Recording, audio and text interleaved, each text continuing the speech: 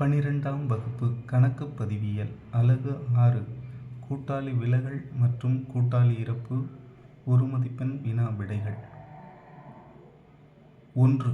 கூட்டாளி ஒருவர் ஜூன் 30 அன்று கூட்டாண்மை நிறுவனத்திலிருந்து விலகுகிறார். அவர் கூட்டாண்மை நிறுவனத்தின் அனைத்து செயல்களுக்கும் பொறுப்பாவது.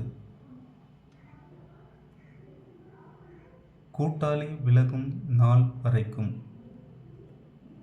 2. கூட்டாண்மை நிறுவனத்திலிருந்து கூட்டாளி விலகலின் போது பகிர்ந்துதரா லாபங்கள் மற்றும் நட்டங்கள் கூட்டாளிகளுக்கு இந்த அடிப்படையில் பகிரப்படுகிறது.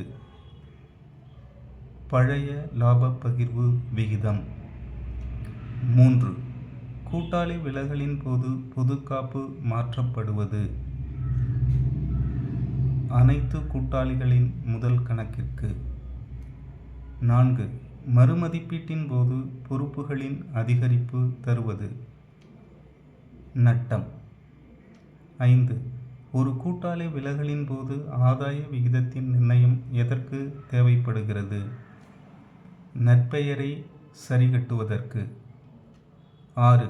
விலகும் கூட்டாளிகளுக்குரிய தீர்வுத்தொகை உடனடியாக செலுத்தாத போது அது மாற்றப்படும் கணக்கு. விலகும் கூட்டாளியின் கடன் கணக்கு. 7. ஒரு கூட்டாண்மை நிறுவனத்தின் கூட்டாளியாக இருந்த ஏ என்பவர் 2019 மார்ச் 31 அன்று இறந்துவிட்டார். அவருக்கு செலுத்த வேண்டிய இறுதித் தொகை 25,000 உடனடியாக செலுத்தப்படவில்லை. அது மாற்றப்பட வேண்டிய கணக்கு. ஏயின் நிறைவேற்றாளர் கடன் கணக்கு. 8.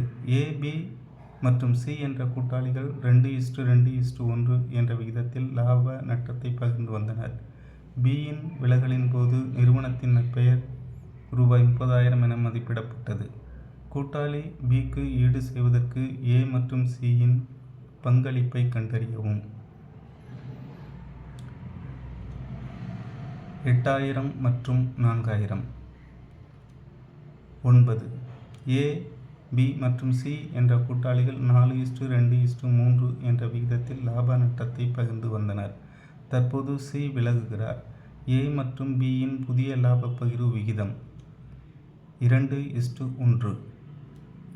10. எக்ஸ், ஒய் மற்றும் இசட் என்ற கூட்டாளிகள் லாப நட்டங்களை சமமாக பகிர்ந்து வந்தனர். 2019 ஏப்ரல் 1 அன்று எக்ஸ் இறந்துவிட்டார்.